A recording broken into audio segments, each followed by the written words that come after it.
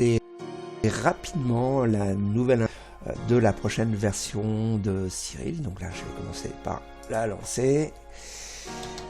Alors, vous voyez que c'est une version de développement qui est encore instable, hein. Il y a encore quelques éléments à développer dessus, quelques tests à faire encore. Donc là, nous allons voir cette nouvelle interface. La première chose qu'on va remarquer, c'est que cette fois-ci, on n'a plus une fenêtre d'affichage séparée de l'interface comme auparavant, hein. Lorsque vous ouvriez une image, ça vous ouvrez plusieurs fenêtres. Une fenêtre en noir et blanc et une fenêtre en couleur. Là, tout est intégré directement à l'intérieur de l'interface de Cyril. Donc là, nous allons très rapidement en faire le tour. Donc je vais commencer par ouvrir une image. Ici, vous pouvez remarquer une chose importante, c'est qu'il y a la prévisualisation qui fonctionne, et ça, je le reverrai en détail sur une autre vidéo, mais on a un certain nombre d'informations. Là, je vous ouvre une image qui est une image faite en H-alpha. Donc de la même façon qu'auparavant, ici, le mode par défaut d'affichage, c'est le mode linéaire. Et lorsque on va ici ouvrir une fenêtre en noir et blanc, on n'a qu'un onglet qui est disponible. Et là, pour vous voyez un petit peu mieux, je vais changer de mode d'affichage, je vais passer au mode auto-ajustement. Alors il faut bien comprendre qu'un auto-ajustement, c'est simplement Cyril qui va faire au niveau de l'affichage, et je précise bien de l'affichage, un étirement de l'image. Il y a une chose qui est vraiment essentielle à comprendre dans le fonctionnement de Cyril, c'est qu'il y a une différence entre ce qu'on affiche et ce qu'on va faire au niveau du fichier. C'est-à-dire que là, tant que vous touchez, tant que vous êtes dans cette interface, chaque modification que vous faites de l'affichage ne va pas modifier le fichier source. C'est-à-dire que si vous enregistrez votre image à ce moment-là, eh bien, quelle que soit la façon dont vous l'affichez, eh bien, l'enregistrement ne sera pas le reflet de ce que vous voyez. Il va falloir que vous ayez fait un traitement sur l'image, en l'occurrence, ça se trouve ici, et ça on le verra dans une prochaine vidéo, pour que lors de l'enregistrement, vous puissiez voir les modifications qui ont été faites à l'intérieur de Cyril. Vraiment, ce qui est essentiel à comprendre, et je répète, hein, c'est que là, ici, au niveau de cet affichage, on ne modifie en aucun cas le fichier source, et le fichier qui sera enregistré ne sera pas modifié. Il faudra aller dans le traitement de l'image pour que les modifications soient enregistrées, soient conservées au moment où on enregistre le fichier.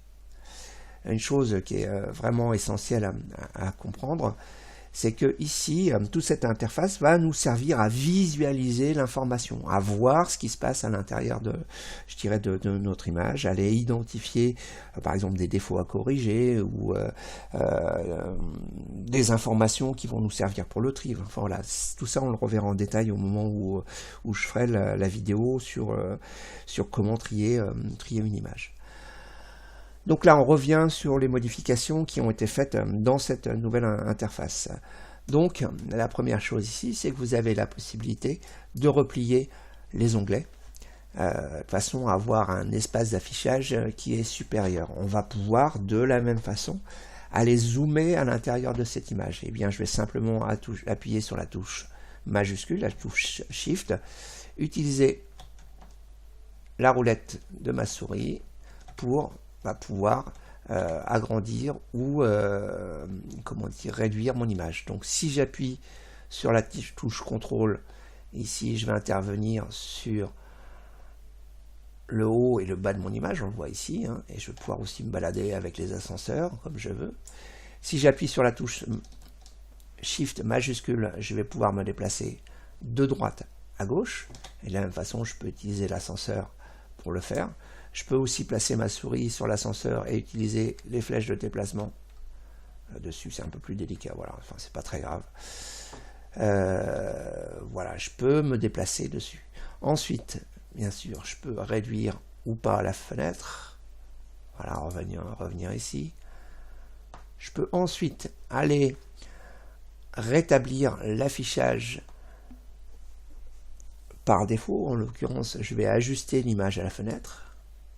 Ou encore, ici, aller cliquer sur ce bouton où je vais afficher l'image à sa taille normale, c'est-à-dire en fonction de la résolution de l'image. Toujours les touches CTRL et SHIFT pour pouvoir me déplacer à l'intérieur ou faire le zoom, voilà, et je rétablis mon image.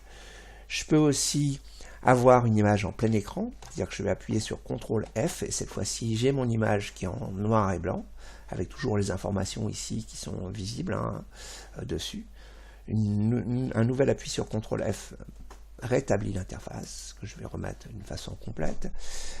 Voilà, je vais maintenant aller ouvrir une autre image, qui est couleur, par exemple, pour vous montrer les différents modes d'affichage et ce qu'il y a en plus. Donc là, ici, on voit un affichage par canal, rouge, vert ou bleu, un affichage en couleur, et de la même façon, je vais pouvoir aller affiché en plein écran. Alors on voit bien ici que c'est pour visualisation uniquement. Je vais pouvoir utiliser les touches contrôle pour zoomer sur un objet. Je vais pouvoir utiliser le shift pour me déplacer de droite à gauche. Je peux aussi utiliser les ascenseurs si besoin. Je vais pouvoir ici afficher mes onglets si nécessaire, malgré le fait que je suis en mode plein écran. Je peux aussi appuyer sur un nouveau CTRL F pour revenir en mode normal. Si j'appuie ici, je vais ajuster l'image à la fenêtre, et si j'appuie ici, je vais afficher l'image dans sa résolution. Ensuite, on va revoir les différents modes.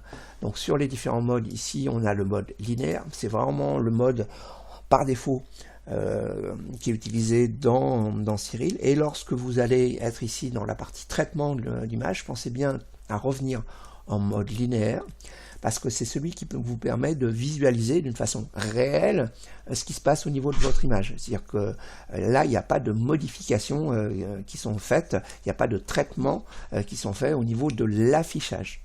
Et là, vous allez voir vraiment les opérations que vous réalisez au niveau de votre image. Ensuite, on va retrouver un certain nombre de modes d'affichage à votre disposition. Je ne vais pas rentrer en détail dessus, il suffit simplement d'aller sur la documentation et ça va vous dire comment fonctionne d'une façon précise chaque type d'affichage. Sachez simplement que ça va vous servir à afficher votre image d'une façon différente pour mieux visualiser une information qui vous sera utile, soit pour faire une correction, soit pour faire un tri.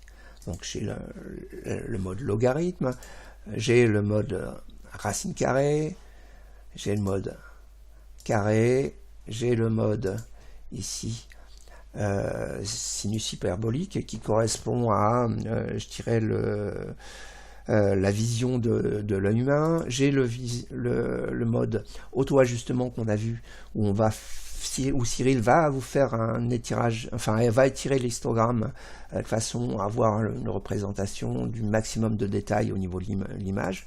Il le fait d'une façon automatique. Et enfin le mode histogramme, qui est un mode que j'utilise très souvent pour aller révéler les détails de l'image et pour aller chercher soit des défauts, soit aller faire le tri de mes images, ou savoir quel traitement je vais appliquer. Par exemple, si je combine l'affichage en histogramme avec le rendu en fausse couleur, eh bien je vais mettre en exergue, par exemple, le fait ici que j'ai un défaut de suivi, que je vais pouvoir ici supprimer ce défaut de suivi en refaisant un crop, un ajustement de mon image, et ça encore une fois on le verra après, ces autres fonctions. Je vais pouvoir ici aller remarquer que j'ai du gradient, on voit très bien le gradient qui apparaît, et je vais donc savoir ici que sur mon image, il sera nécessaire d'effectuer un retrait du gradient. De la même façon, je peux utiliser le mode inversé, couleur inversée, où là, je vais pouvoir identifier très facilement l'ensemble de mes images, les voir d'une façon pertinente et voir comment je vais agir sur mon bruit de fond de ciel. C'est vraiment une façon très simple de visualiser les choses. Encore une fois, tous ces modes d'affichage différents vous sont utiles pour voir l'information. c'est pas le rendu qu'on va avoir au final qui est recherché ici, c'est trouver l'information, façon à savoir quel mode de traitement je vais faire, qu'est-ce que je vais faire avec mon image. Donc là, ensuite, on y reviendra juste après, ici, c'est le fait de cacher, montrer la liste des images. Ça, on y reviendra un peu plus tard lorsqu'on travaillera sur les séquences et aussi et surtout sur le trait des images. Vous remarquez au passage qu'à chaque fois que je vais me placer sur une fonction, il y a une bulle d'aide qui apparaît et qui va vous indiquer précisément à quoi sert la fonction et va vous donner des indications quant à la façon de s'en servir. Ici, je vais retrouver la partie histogramme et ça fera l'objet d'une autre vidéo. Là, c'est les miroirs, un miroir vertical, horizontal, c'est-à-dire si je veux changer l'orientation de mon image, de la même façon les rotations, à droite, à gauche. Là, encore une fois, si je suis en mode linéaire, ici, je vais pouvoir moi-même choisir la façon dont l'affichage se fait. Et en l'occurrence, si je touche ici sur le curseur, automatiquement je vais passer en mode utilisateur. Remarquez que par défaut, Cyril est, je dirais, en mode minimum maximum, c'est-à-dire qu'il va afficher toute l'information disponible au niveau de l'image. Ensuite, s'il y a des informations qui sont présentes au niveau de votre fiche, le MIPS, low et on height, eh bien ici, elles vont être reprises dessus. Bon là, je suis parti à partir d'une brute, donc j'ai pas les informations qui sont disponibles. Donc je reviens à cette partie utilisateur. Il faudra que je règle la sensibilité de mon affichage un petit peu différent, que ça se cache un peu mieux. Voilà, si je clique sur utilisateur, ou simplement si je viens cliquer ici, je vais modifier la façon dont l'affichage va se comporter. Et voilà, ici on voit l'affichage minimum ici et la valeur maximum qu'il y a au niveau de mon image. Une chose qui est extrêmement ici intéressante, c'est le fait de tronquer. Si je coche tronquer, vous voyez immédiatement que tout ce qui est pixels saturés va cette fois-ci être affiché en en noir. Et ça, c'est très intéressant sur certaines opérations. Ça va nous éviter de saturer certains pixels. Et à chaque fois qu'on va saturer des pixels, bien sûr, on perd de l'information. Donc on évite absolument dans les traitements qu'on est amené à faire à saturer nos pixels, parce que si on sature nos pixels, de fait, on perd de l'information qui est disponible au sein de notre image. Et je vous rappelle que le principe du traitement en astrophotographie, c'est de justement faire ressortir toutes les informations qui sont présentes dans notre image et d'éviter absolument d'en perdre. Donc voilà, cette case est extrêmement intéressante. Je vais remonter un petit peu là, voilà, je vais décocher cette case. Je peux aussi aller intervenir sur chaque couche d'une façon différente. C'est-à-dire que si je décoche ici cette option pour chaîner les canaux, eh bien je vais intervenir sur chaque canal d'une façon indépendante. Par exemple, si je me place sur le bleu et que je viens ici booster mon affichage sur le bleu, quand je viens ici sur le RVV, on voit nettement que j'ai le bleu qui est renforcé. Je vais même le faire encore un peu plus fort, façon à ce que vous le voyez bien. Si je booste à fond le bleu et que je viens ici, on voit parfaitement que c'est le canal bleu qui a été boosté. Donc là, je peux aller intervenir d'une façon séparée sur chacun des canaux. Et ça, encore une fois, c'est très intéressant pour aller chercher de l'information, pour trouver de l'information au niveau de Cyril. Je vais repasser en mode auto-ajustement pour vous montrer d'autres choses. Ici, lorsque je suis sur les canaux rouge, vert et bleu, eh bien j'ai d'autres informations qui vont être à ma disposition. En l'occurrence, lorsque je vais me déplacer au sein de mon image, je vais avoir les coordonnées du pixel que je survole qui vont apparaître ici, on les voit là, et au moment où je survole, ils apparaissent. De la même façon, je vais avoir quel est le canal concerné. Regardez ici, je suis en rouge. Là, je passe sur le canal vert et là sur le canal bleu. Ensuite, si je sélectionne une image, une étoile ici, vous voyez que tout de suite, il y a la largeur à mi-hauteur qui va être affichée et ensuite la rondeur de mon étoile qui apparaît.